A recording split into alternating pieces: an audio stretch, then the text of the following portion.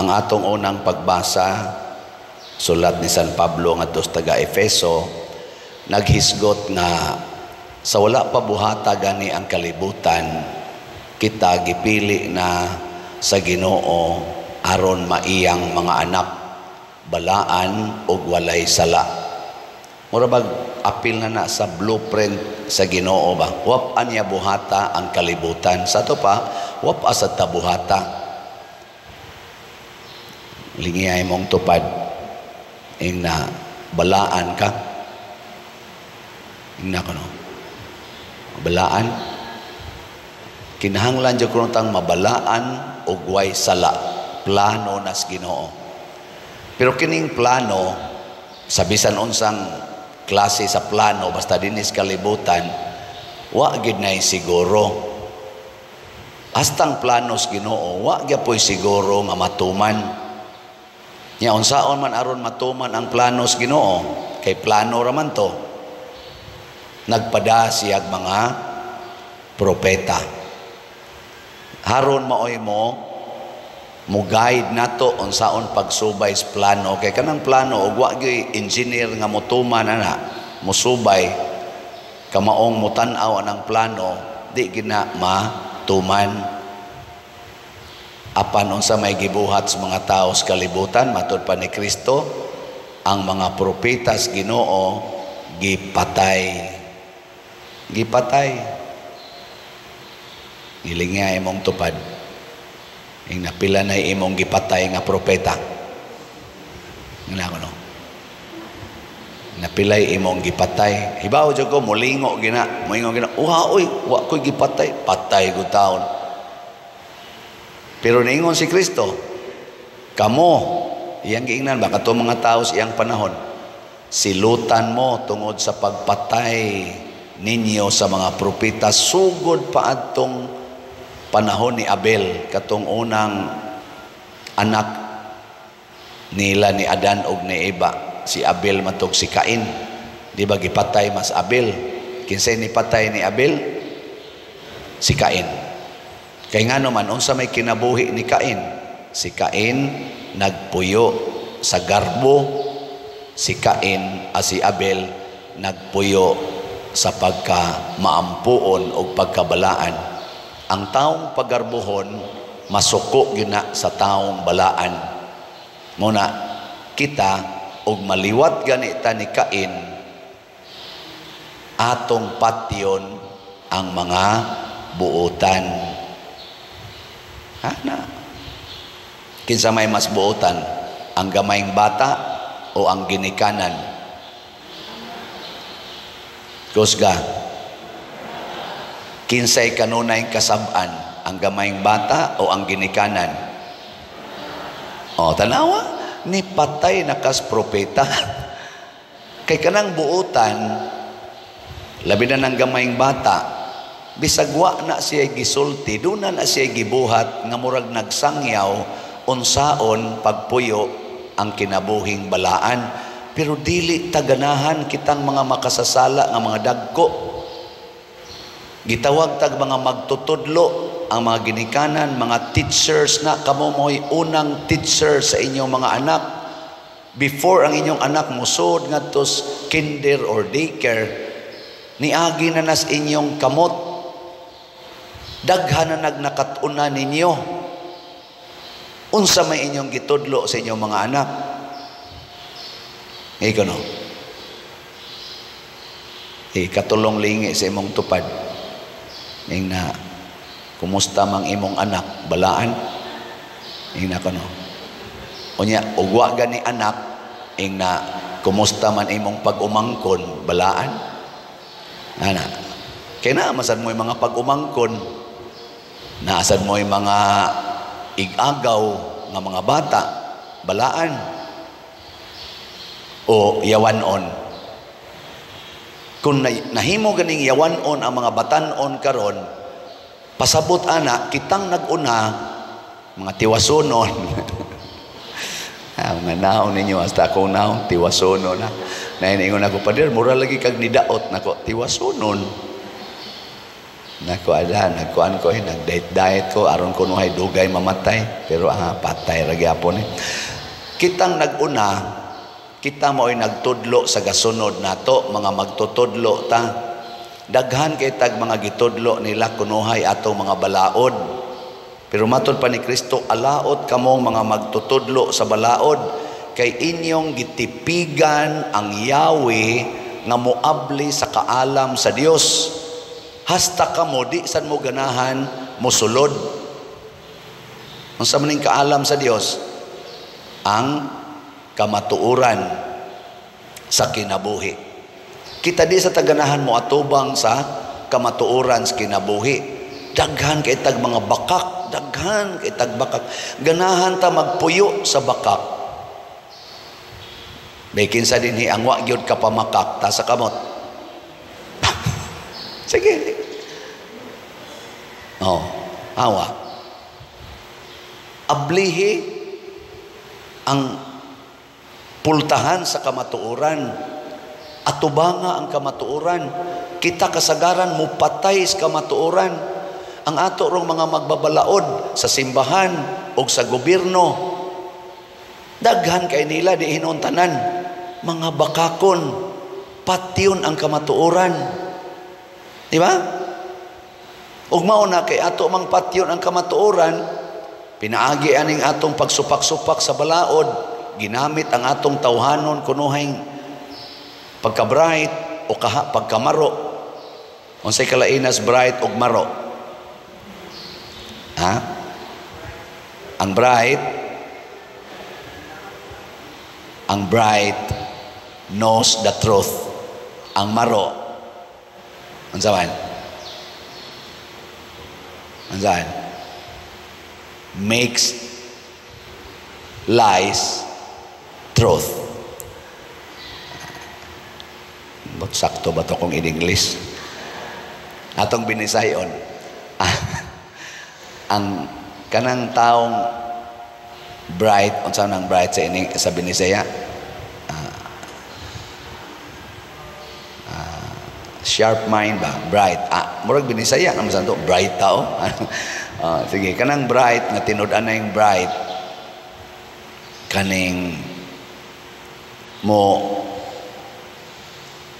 mukat-on nas tinuod sa kamatuoran kanang maro ang bakak ang dili tinuod himuon yang tinuod muna mo to marua gini mo kay ang dili tinuod himuon yang tinuod maro ba mao na ang kinaiyas yawa kaning maro ana pareho anang mga karon tanawa ra gud na dihang mga hiring-hiring anang atong mga naa diha ron gahiring-hiring na amna social media magtan-aw ta ba nya atong i-relate sa ato sang nakatunan kay naka-experience man punta sa ilang giagian makaingon ta marua gid ani nila nasa tay makaingon bright ta ani niya ang bright mailhan nimo ligon og baruganan dili magpaling-paling ngano man kay bawo man siya tinuod dili siya magpaling-paling sa iyang baruganan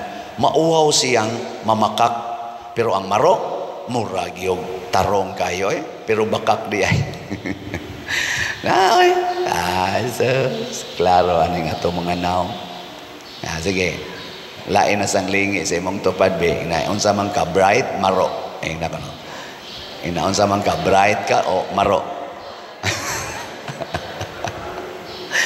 oy sus muna kung ato na ganing patyon ang kamatuoran labi na gyud ang kamatuoran sa atong pagtuo gipatay na nato ang propeta sa Dios hangtod karon gitawag ta nga mahimong mga propeta sa Dios mao bitaw nga sa atong pagbunyag kitang mga Kristiyanos labi na ta mga Katoliko nakadawatan niya ng threefold offices of Jesus priest, prophet, and king pagkapari, pagkapropeta o pagkahari so propeta ta nya ang tinuod nga propeta nagsangyaw sa pulong o sa kabubuton sa Dios. Unsay kabubuton sa Dios?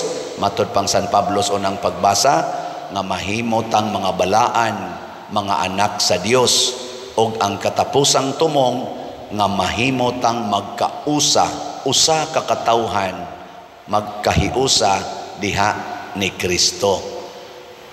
Maunay ultimate plan of God. Nganong gihimot ang balaan, nganong gihimot niyang anak niya, aron magkahiusa ta niya ang sentro si Kristo. Unsa may gitudlo ni Kristo? I am the truth. Ana. Unsa may niguba aros kamatuoran sa kalibutan, puwerteng daghana, mga yawanong buhat. Matud pa sa akong usa ka kaila, ug mituo sa ko siyang gisulti, siya ang nakahugno gyud ron sa kinabuhi sa tao, Father, kanig yung bisyo. Bisyo. B-I-S-Y-U. Bisyo. Naaday na meaning ang bisyo di ay? Nakuunsang, isa na man na meaning, Father, ang bisyo. Mura mo sa nag-meaning anang pidiya. Kaya ba mo meaning pidiya? Ay na lang. Bisyo na lang ta, bisyo.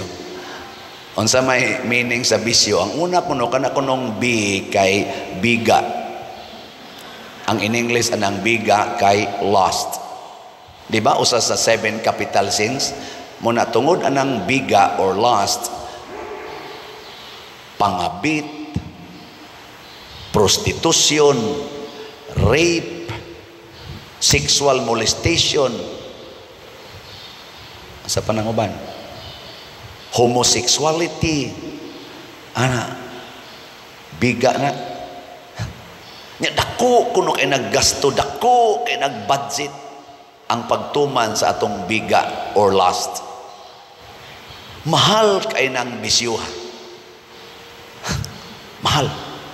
Ang mga bana ana bisag unsa kadakog sweldo basta musud na ganig pangabit, hurot ginang kwarta, away ginang pamilya, bungka ginang pamilya tungod anang biga. Oh, way mga hari, kings, queens nga masudlan ana nga dili malusno ang kinabuhi ug daghang naghikog ana. Gani ni kanta ana si Imelda Papin ba to? Ang dami ng winasak. Natahanan. Ano? Ikaduha kadang ay inom. Inom. Hubog-hubog. Inom. Si Kristo mo inom anto pero dili pala hubog. Pero kanang inom di ang ipasabot kana yung inom nga bisyo ba nga hubog yun. Ya, hapit kada adlaw inom wa nay kwarta, mangutang pa, manghagis pa, magmaoy pa. Grabe sa nagdamage ang inom. Ang S, sugal. Sugal. Kana sang sugal, grabe ang damage ana hangtod karon na magani koy mga napagi ako mga igagaw, ako mga suod kinabuhi og mga kaila. Karong panahon ako no naggrabe na jud kaayo ang sugal kay ngano man naa na sa internet. Og nangabuang sa sugal ang gikas bata, batanon og tiguang. Naay mga overseas workers, mga seaman padagko kay nagsweldo, naputos nas utang tungod anang online sugal. Wa mo kay bawa na mga estudyante mangawat nas ilang kwartas ilang ginikanan, mangilad nas ginikanan tungod ni apil anang online nga sugal. Di kata malusno ani sugal. Unsa may gibuhat sa atong mga pangagamhanan pagpugong ani tanawa lang sa social media unsay ilang gibuhat. Sunod ang Y, yup-yup or suyop, drugs. Drugs, drugas, shabu, cocaine, marijuana, sa pananguban di ang inyong ipangsuyop. Mga sirap, rugby, yup-yup. Pero ting daghana sa dani gahitak sa ni ang mga epekto ani patay, daghan kay kawat, tulis. Karon ni baha na ra ba sa ning sugod kuno? Wa pa hinoon mag-flood. pero nagsugod nagbaha. O ang katapusan, ang iyo, utang. Utang. Pila ka mo karon ninyo ang wagyo'y utang. Taasang ka mo. Utang. Hastang atong nasod, purting dakuang utang na karon. Nga ako ito gitanaw-tanaw. Pila to? 15 trillion pesos. Ug atong i-divide sa 119 million kuno ta karon ka mga Pilipinos. Mo average og tag 127 mantingali 2,000 ang kada usa nato. Makabayad pa katana sa utang pala nas Pilipinas nya ang utang sa imong mamagpapa. Ang utang pagid nimo personal kabayad pa katani nalubog na tas utang korting utang. So kanang bisyo masulbad ra na kun mosunod tas pulong sa Ginoo. Unsa may pulong sa Ginoo? Love, purity, biyai ang sala. Turn away from your sins. Inighimo na to aning love, purity o sinlessness sa atong kinabuhi. Mga wagtang gining bisyo. Mawa, purity against lust. Love against all those other things. Labi na ng sugal, utang o uban pa. Mauna, ang kalibutan kay na puno man aning bisyo. Ang resulta, patio nila kinsa tong mosumpo sa bisyo. Mauna si San Ignatius, kay gisumpo man niya ang bisyo, gipatay siya. Si San Lorenzo Ruiz, gisumpo ang bisyo, gipatay siya. Katapos ang lingi sa imong tupad. Ing na mosumpo kas bisyo. Ing na kano, mosumpo kas bisyo. Patay ka. Mo gina pakamatyan ginatong ang bisyo naman. Pakamatyan nato ang ebanghelyo kay okay ra gyud kay mga matay ta muadto man tag langit.